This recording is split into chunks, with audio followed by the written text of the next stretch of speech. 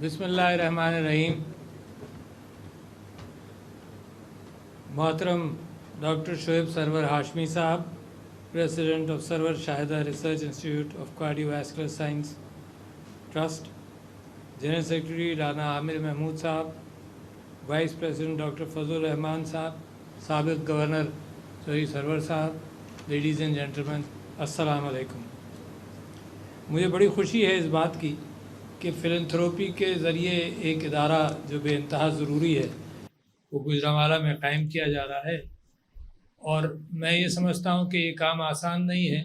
اس میں بڑی محنت اور سالوں کی محنت اور ڈیووشن کی ضرورت ہے، اور جن لوگوں نے اسٹیبلش کیا ان کو مبارکباد دیتا ہوں، مگر ساتھ ساتھ یہ بھی بتاتا چلوں کہ یہ زندگی بھر کرنا پڑے گا، ہے نا، ایٹ آل کاسٹ. اور پھر اس کے بعد بھی ذمہ داری لینی پڑے گی کہ کچھ لوگوں کو آپ اتنا انسپائر کریں کہ ایدھی صاحب کے جانے کے بعد بھی کام چلتا رہے. تو یہ دونوں چیزیں بڑی اہم ہوتی ہیں. اس وجہ سے لوگ عام طور پر حکومت کے ساتھ تعاون کرتے ہیں، کیونکہ حکومت ایک انسٹیٹیوشن ہے جس کے اندر ادارے چلتے رہتے ہیں، اونچ نیچ کے ساتھ، مگر ادارے چلتے رہتے ہیں. مگر میں یہ سمجھتا ہوں کہ جن لوگوں نے کار خیر پاکستان کے اندر سنبھالا ہے وہ میرے ملک کے ہیروز ہیں. جب پاکستان بنا تو بہت جگہوں پر میرے والد صاحب مرحوم کہتے تھے کہ یہاں ہندو بہت چیریٹی کیا کرتا تھا، اور کراچی کے اندر ہندو بھی اور پارسی بھی بہت چیریٹی کرتے تھے. اور آہستہ آہستہ پھر مسلمانوں نے بڑا کام کیا کراچی کے اندر. بوانی گروپ تھا، رنگون والا لوگ تھے، اتنا کام کراچی کے اندر چیریٹی کے حوالے سے کیا. بلکہ میں آپ کے ٹرسٹ کے حوالے سے آپ سے ذکر کروں کہ یہ جو کراچی کے اندر ایک ٹبا ہارٹ انسٹیٹیوٹ ہے، شاید آپ نے نام سنا ہو. اس کے بانی جو تھے ان کا نام تھا عبدالرزاق ٹبا. عبدالرزاق ٹبا صاحب میرے دوست بھی تھے، اور بڑے شوق سے مجھے دکھانے لے جاتے تھے، اور اتنا شوق تھا ان کو. He had good income. ٹبا انڈسٹری بہت بڑی انڈسٹریز ہیں، اچھی انکم تھی، مگر اس کے باوجود وہ کہتے تھے کہ میں نے اپنا سارا وقت اب ٹبا ہارٹ انسٹیٹیوٹ کے لیے وقف کر دیا.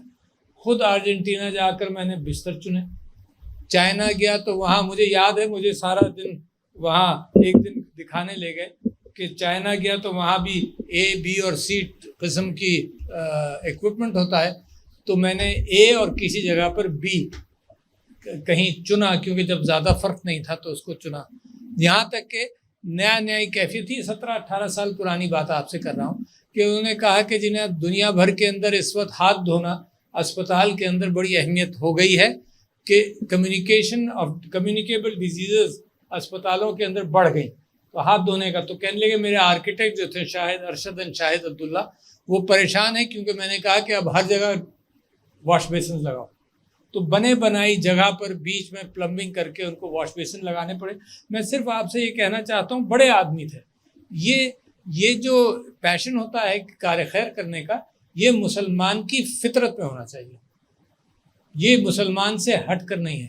اور ابھی آج صبح بھی میں کہیں کچھ کہہ رہا تھا، اور مسلسل کچھ دن اس بات کو دہراتا رہوں گا کہ اسلام جو مذہب آیا وہ ریاست بنانے کے لیے نہیں آیا، وہ کمیونٹی کے لیے آیا. ذرا اس بات کو بڑے غور سے سوچیے گا. اسلام نے ہمدردی کی بنیاد پر بعد میں ریاست بنی. میرے نبی صلی اللہ علیہ وسلم کا مکی دور لوگوں کے ساتھ ہمدردی، پھر مدنی دور کے اندر بھی جب ریاست بن بھی گئی تو پرائمری پرپس کمیونٹی تھا، بنیادی، یعنی ریاست کی کوئی اہمیت ہی نہیں تھی. بنیادی کام یہ تھا کہ وہ پتھر پیٹ پر باندھ کر کے خود بھوکے رہ کر لوگوں کو کھلاتے تھے. خلفائے راشدین، بڑی ریاست جب بہت بڑی ہو گئی، اس کے باوجود ان کا حال یہ تھا کہ وہ لوگوں کا کام کرتے تھے. حضرت ابو بکر کے متعلق حضرت عمر کی پوری حدیث موجود ہے کہ وہ کسی کو جاتے تھے صبح فجر کے بعد، کوئی نابینا عورت تھی اس کے گھر پہ جا کر آٹا گوندتے تھے، بچوں کے کھانے کی تیاری کراتے تھے. یہ خلفائے راشدین کی بات ہے. حضرت عمر جب کھانا بانٹ رہے تھے کہیں، خلیفہ، بڑے خلیفہ، یعنی جب وہ یروشلم گئے تو ایک اونٹ پر سوار ہو کر گئے، تو وہ اتنا بڑا خلیفہ جب وہ کھانا کھلا رہا تھا لوگوں کو تو ایک صحابی کے پاس سے گزرا تو حضرت عمر نے کہا کہ دائیں ہاتھ سے کھاؤ، تو انہوں نے کہا دائیں ہاتھ میرا مصروف ہے. چلے گئے، پھر واپس آئے، پھر وہ بائیں ہاتھ سے کھا رہا تھا، تو پھر انہوں نے کہا دائیں ہاتھ سے کھاؤ. تو اس نے کہا، ان صحابی نے کہا رضی اللہ عنہ نے کہ میرا دایاں ہاتھ جو ہے وہ مصروف ہے. تو انہوں نے پوچھا کہاں مصروف ہے؟ کہنے لگے جہاد پر گیا تھا، وہاں وہ شہید ہو گیا، مصروف ہے، اس نے میرے زندگی کا قرض ادا کیا. میں آپ کو بتا رہا ہوں کہ اسلام جو ہے نا وہ تو کمیونٹی کا مذہب ہے، ریاست کا مذہب نہیں. اسلام نے قانون بھی ریاست نے نہیں بنایا. اسلامی تاریخ اٹھا کر دیکھ لو، قانون ریاست نے نہیں بنایا. یہ تو نیشن سٹیٹ آ گئی جو اپنے قانون بنانے لگی. قانون مفتیوں کے پاس فتاوے ہوتے تھے، لوگ پریشانی لے کر مفتی کے پاس جاتے تھے.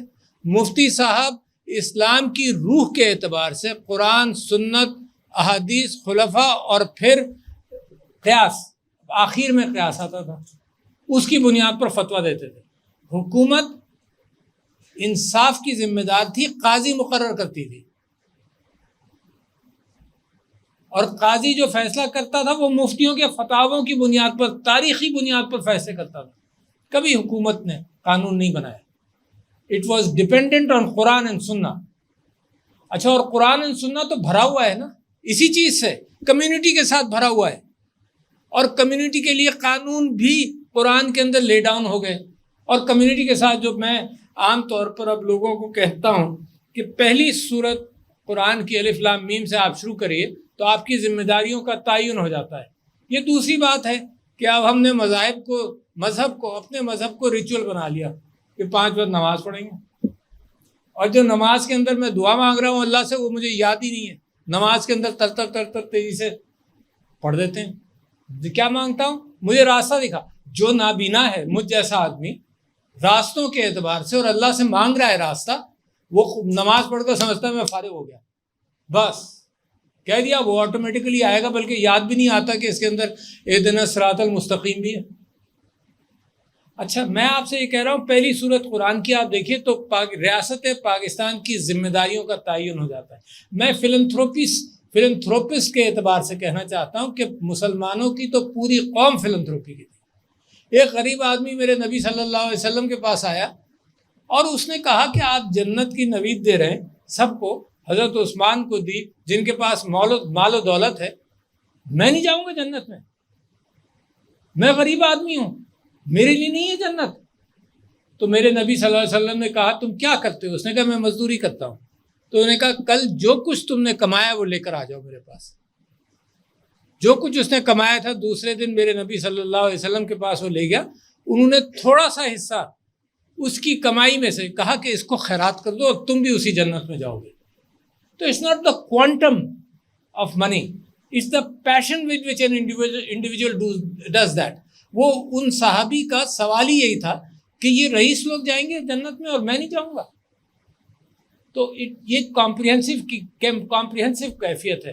اور الف لام میم کو اگر آپ بریک کریں، ذالک الکتاب لا ریب فیہ، کہ اس کتاب میں کوئی جھوٹ نہیں. میں آپ کو بتانا چاہتا ہوں کہاں پر میں زور دینا چاہتا ہوں کہ ریاست اسلامی جمہوریہ پاکستان کی روح اور بنیاد کا ہے، اس سیاست میں نہیں ہے جو آج کل آپ تماشا دیکھ رہے ہیں. یہ پبلک سروس کے اندر ہے، بنیادی وہیں پر ہے. بھول جائیں آپ باقی سب چیزیں. میرے نبی نے زندگی گزار دی پبلک سروس میں، ریاست بنانے میں نہیں گزاری، پبلک سروس میں گزاری. بی بی عائشہ کے پاس دن میں ایک دن کے اندر کئی لاکھ درہم آ جاتے تھے خیرات کرنے کے لیے، اور اتنی خیرات کرتی تھی کہ رات کو جب ملازمہ سے پوچھتی تھی کہ کھانے کے لیے ہے تو وہ کہتی تھی کہ اگر آپ 1 درہم بھی اس میں لاکھوں میں سے آج رکھ لیتی تو کھانے کو کچھ ہوتا. That is the spirit. تو الف لام میم کیا کہتا ہے؟ ذالک الکتاب لا ریب فیہ ھدی للمتقین الذین یؤمنون بالغیب ویقیمون الصلاۃ ومما رزقناہم. پہلا کام کہ یہ ہدایت ہے متقیوں کے لیے، ٹھیک ہے جی. دوسرا کام جو غیب پر ایمان لائے میرے نبی صلی اللہ علیہ وسلم کے ذریعے، اور جنہوں نے نماز قائم کی. نماز کا میں نے آپ سے ذکر کر دیا کہ یہ ریچول والی نماز نہیں، یہ فرض پورا کرنے والی نماز نہیں، یہ وہ نماز جو اس کا مقصد تھا. اسلام آیا تھا ریچولز کو ختم کرنے کے لیے، تہواروں کو ختم کرنے کے لیے، اور انسان کی اسپرٹ کو جگانے کے لیے. اچھا، اور پھر جو 5ویں چیز ہے وہی سب سے پہلی آپ کے لیے ہے، وَمِمَّا رَزَقْنَاهُمْ يُنْفِقُونَ، کہ تمہیں جو اللہ نے رزق دیا. پہلی بات تو صرف کھانے والی بات ہے کہ تمہیں جو کھانے کے لیے دیا اس میں سے تم نے اللہ کے راستے میں خرچ کیا؟ وہ مال و دولت تو بات کی بات ہے، اگر آپ جمع کر لیں، it starts from there and it starts. اگر حضور اکرم صلی اللہ علیہ وسلم اور خلفائے راشدین، حضرت عمر بن عبدالعزیز، ان سب کی زندگی دیکھیں تو اس رزق سے بات شروع ہوتی ہے کہ جو میرے گھر پر. حضرت عمر بن عبدالعزیز جناب جب وہ خلیفہ بن گئے، بڑے رئیس خاندان سے تھے، ان کی بیوی بہت رئیس خاندان سے تھی. جب وہ خلیفہ بن گئے، گھر آ کر کہا کہ ملازموں اب میرے پاس وہ پیسے نہیں ہوں گے کہ میں تنخواہ دوں، رہنا ہے رہو، نہیں رہنا چلے جاؤ. گھر کے اخراجات کا عالم یہ دیکھیے کہ بیٹا آتا تھا ماں کے پاس، ماں سے کہتا تھا ماں بازار کی سب سے سستی ترکاری پکاتی ہو اور کچھ نہیں ہے میرے لیے. تو ماں کہتی تھی کہ تمہارے ابا جو دیتے ہیں وہ اتنا ہی دیتے. یہ بڑے رئیس خاندان کی اولاد ہے. تو مما رزقناہم ینفقون، میں آپ سے کہنا چاہتا ہوں کہ that is the spirit of Pakistan. اور وہ اسپرٹ اگر ہم نے پال لی اور درگزر اور پال لیا، درگزر بھی اتنا فقدان ہے، اللہ کے ہم معافی مانگیں گے جاتے ہی، ابھی سے معافی مانگیں، جاتے ہی معافی مانگیں گے کہ یا اللہ مجھے معاف کر دے.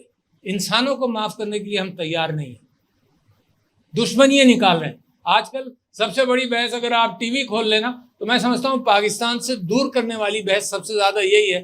ظلم کا مقابلہ ہے، انصاف کا نہیں ہے کہ ہم نے ظلم کیا، تم رو رہے تھے، تم پر ظلم ہوا، تم نہیں رو رہے، یا اس ٹائپ کا مقابلہ ہے. کس نے زیادہ ظلم کیا، واہ واہ واہ. پاکستان کے لوگ یہی سیکھ رہے ہیں، کس نے زیادہ کیا، کس نے کم کیا، کس نے زیادہ سہا، کس نے کم سہا. انصاف کی بحث نہیں ہے. تو لہٰذا میں آپ سے موقع تلاش کرتا ہوں، آپ کے سامنے بات کرنا چاہتا ہوں کہ ریاست اسلامی ریاست جمہوری ریاست پاکستان کا جو مین میٹ ہے وہ قرآن کے اندر موجود ہے. اور صرف میں آپ سے بات کرنا چاہتا ہوں کمیونٹی بیسس. یہ جو موجودہ نیشن سٹیٹ ہے اس کے اوپر بالکل بھروسہ نہیں کریں، کیونکہ ہیومینٹی، یہ جمہوریتیں مل کر صحیح فیصلہ کریں گی. جمہوریت تو شورا بینہم بڑی اہم چیز ہے، مگر یہ جو ہیومینٹی بیس مذہب ہے اس نے دنیا میں جو قتال کیا ہے کہ انسان جو فیصلہ کریں گے وہی، اکثریت جو فیصلہ کرے گی وہی اچھا، بغیر موریلٹی کے، بغیر ایتھکس کے. یعنی قرآن کے اندر تو اگر تم کوئی ایک کی جان جائے تو سمجھو غلط جان جائے تو سمجھو پوری قوم کی جان گئی، اور ایک کی جان بچ گئی تو پوری قوم کی بچ گئی. کوئی ایتھکس اور موریلٹی آج نہیں ہے. اگر میں اقوام متحدہ پر بھروسہ کرتا ہوں تو جب سے لے کر آج تک سارے فار ایسٹ کے اندر قتال ہوتا رہا، مشرق وسطیٰ میں ہوتا رہا، افریقہ میں ہوتا رہا، لیٹن امریکہ میں ہوتا رہا، کیونکہ یہ قوانین جو انسان کے خالصتاً بنائے ہوئے ہیں بغیر ایتھکس اور موریلٹی کے، کمیونٹی بیسڈ ہے ہی نہیں ہے. اگر انسان کو غم ہوتا تو یہاں قتال نہیں ہوتا دنیا کے اندر. تو یہ جو مذہب ہے آپ کا، اس کے اندر سب سے بنیادی چیز یہ ہے کہ اپنا کردار کر لو. کوئی یو ایس ایڈ کی ضرورت ہے آپ کو کردار بہتر کرنے کے لیے؟ اپنا کردار بہتر کرو، اپنے گھر میں خوشیاں لاؤ. اپنا کردار بہتر کرو، محبت کی بنیاد پر لاؤ. اپنا کردار بہتر کرو، درگزر کرو، قوم بن جائے گی. اور جب قوم بن جائے گی تو یہ معدنیات پر قوم، مسلمانوں کی قومیں معدنیات پر اور آئل پر اور ان چیزوں پر نہیں بنتی. مسلمان کی قوم یہاں بنتی ہے اور یہاں بنتی ہے. ان دو چیزوں سے قوم بنتی ہے، اور کوئی باقی سب چیزیں آپ کے آگے جو مادی چیزیں وہ آپ کے قدموں پر سجدہ کریں گی اگر آپ نے وہ اللہ کی روح جو اللہ چاہتا ہے کہ انسان کے ہو اس کے اندر اپنا لے. تو یہ جو پیشن ہے فلنتھروپی کا، یہ میں انکریج کرنا چاہتا ہوں. اس وجہ سے انکریج کرنا چاہتا ہوں کہ اس کے ذریعے بہت ساری اچھائیاں ہیں جو میں نے اپنے خاندان کو پریزرو کرنے کی، بچوں کو تربیت یہی کرتے ہیں، کرنا چاہیے کہ تم خیرات کرو.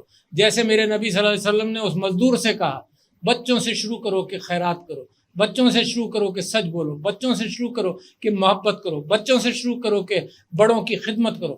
دس از پاکستان. یہ ہے خوبصورت پاکستان جس میں ہم ڈسٹریکٹ ہو کر پتہ نہیں کہاں چلے گئے. تو میں آپ کو مبارکباد دیتا ہوں. میں امید کرتا ہوں کہ آپ اس میں کامیاب رہیں. میری دعائیں آپ کے ساتھ ہیں. آدمی دعا کر سکتا ہے، اور آپ اس پیشن کو جگائے رکھیے. امانت داری کا دامن مت چھوڑیے گا، کیونکہ یہی دامن ہم جب چھوڑتے ہیں تو ہم زوال پذیر ہوتے ہیں. بہت شکریہ خواتین و حضرات. السلام علیکم.